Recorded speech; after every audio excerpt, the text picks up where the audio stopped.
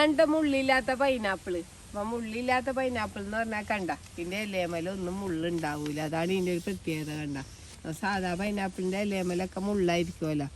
അപ്പൊ ഞാനിപ്പോ ഇതൊരു വർഷമായിട്ടുള്ളൂ നട്ടിട്ട്. ഇതിപ്പോ എല്ലാരും ഫ്ലവർ ചെയ്തിട്ടുണ്ട്. കണ്ട ഇതേപോലെയാണ് കണ്ട ഫ്ലവർ ചെയ്യണത്. അപ്പം ഒരുപാട് പേർക്ക് ഞാൻ ഇതിന്റെ തൈകൾ അയച്ചു കൊടുത്തിട്ടുണ്ട്.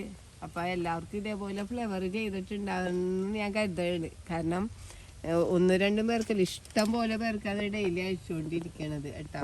അപ്പോൾ നമ്മുടെ വീട്ടിൽ വെച്ച് പിടിപ്പിക്കാൻ പറ്റിയ ഒരു പൈനാപ്പിളിൻ്റെ ഇനമാണിത്. നമുക്ക് സാധാരണ പൈനാപ്പിൾ മല്ലി നിറച്ച് മുള്ളായിരിക്കുമല്ലോ, അതുകൊണ്ടാണ് എല്ലാവരും വെച്ച് പിടിപ്പിക്കാൻ മടി. ഇതിൻ്റെ ഒരു പ്രത്യേകത എന്ന് പറഞ്ഞാൽ മുള്ളുണ്ടാവില്ല. പിന്നെ ഇതിന് ഭയങ്കര ടേസ്റ്റി ആയിരിക്കുള്ളൂ, നല്ല മധുരം ആയിരിക്കുള്ളൂ. 7 കിലോ വരെ നമ്മൾ നന്നായിട്ട് നോക്കുകയാണെങ്കിൽ 7 കിലോ വരെ വെയിറ്റ് വരും. ഞാനിതിനെ കാര്യമായിട്ടൊരു പരിചരണം ഒന്നും കൊടുത്തിട്ടില്ല. ആദ്യമായിട്ട് നട്ട് കൊടുത്തെന്ന് മാത്രമേ ഉള്ളൂ. പിന്നെ നനച്ചും കൊടുക്കാറുണ്ട്, അല്ലാണ്ട് പരിചരണങ്ങളൊന്നും കൊടുത്തിട്ടില്ല. എന്നിട്ട് തന്നെ കണ്ട നമ്മൾ വെച്ച എല്ലാ പൈനാപ്പിളും തന്നെ ഫ്ലവർ ചെയ്തിട്ടുണ്ട്. അപ്പം നമുക്ക് ഈ പൈനാപ്പിൾ എന്ന് പറഞ്ഞു കഴിഞ്ഞാൽ നമുക്ക് നമ്മുടെ വീടിൻ്റെ മുറ്റത്തും ചെടിച്ചട്ടിയിലും ഗ്രോ ബാഗിലൊക്കെ നമുക്ക് കൃഷി ചെയ്യാൻ പറ്റിയതാണ്. സാധാരണ മുള്ളുള്ള പൈനാപ്പിൾ ആകുമ്പോൾ നമുക്ക് വീടിൻ്റെ മുറ്റത്തൊന്നും വെക്കാൻ പറ്റില്ലല്ലോ. മുള്ള് ഉള്ളതുകൊണ്ട് ആളുകൾക്ക് പേടിയാണ് പൈനാപ്പിൾ നടാനായിട്ട്. പാമ്പ് വരുമോ എന്നുള്ള പേടിയൊക്കെയാണ്. പക്ഷേ ഈ പൈനാപ്പിൾ ആകുമ്പോൾ നമുക്കതൊന്നും പേടിക്കേണ്ട. നമുക്ക് നമ്മുടെ വീടിൻ്റെ മുറ്റത്ത് വരെ വെക്കാൻ പറ്റിയതാണ്. നല്ലൊരു അലങ്കാര ചെടിയായിട്ടൊക്കെ നട്ടു വളർത്താൻ പറ്റിയതാണ്. ഭയങ്കര ടേസ്റ്റിയാണ് ഈ പൈനാപ്പിളിന്. ഞാനിത് വിളവെടുക്കണ സമയത്ത് നിങ്ങൾക്ക് കാണിച്ചു തരാം. ഭയങ്കര ടേസ്റ്റിയാണ്, ഭയങ്കര മധുരമാണ്.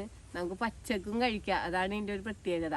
അപ്പം ഇതിൻ്റെ തൈകളൊക്കെ ഞാൻ കൊറിയർ ചെയ്ത് കൊടുക്കുന്നുണ്ട്. തൈകൾ നമ്മൾ എല്ലുപൊടി, വേപ്പും പിണ്ണാക്ക്, ചാണകപ്പൊടിയൊക്കെ ഇട്ടിട്ട് നട്ടു കൊടുക്കുക.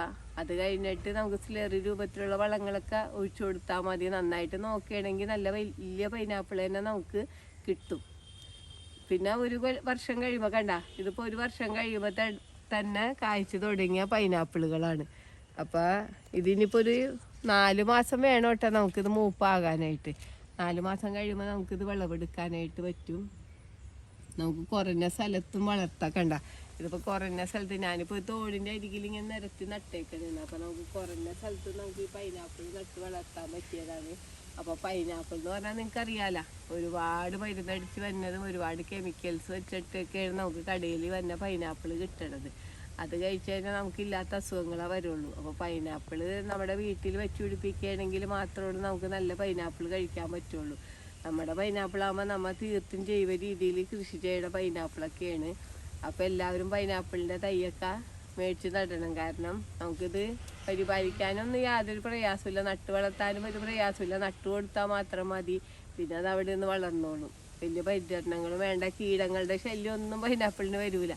മറ്റുള്ള ഫ്രൂട്ട്സ് വെക്കുമ്പോൾ നമുക്ക് കീടങ്ങളുടെ ശല്യമൊക്കെ വരും. ഇപ്പം നമ്മുടെ ഒരു വേലിയുടെ അരികിലോ ഇതേപോലെ വല്ല തോടിൻ്റെ അരികിലോ ഒക്കെ നടാൻ പറ്റിയതാണ്. മതിലിൻ്റെ അരികിലൊക്കെ നടാൻ പറ്റിയതാണ് ഈ പൈനാപ്പിൾ എന്ന് പറഞ്ഞാൽ. പ്രത്യേകിച്ച് ഒരു സ്ഥലം വേണ്ട, അധിക സ്ഥലങ്ങളൊന്നും വേണ്ട.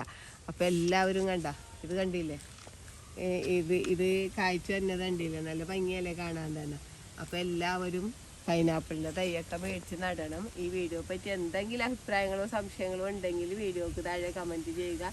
വീഡിയോ ഇഷ്ടപ്പെട്ടാൽ ലൈക്ക് ചെയ്യുക, വീഡിയോ ഇഷ്ടപ്പെട്ടാൽ ഷെയർ ചെയ്യുക.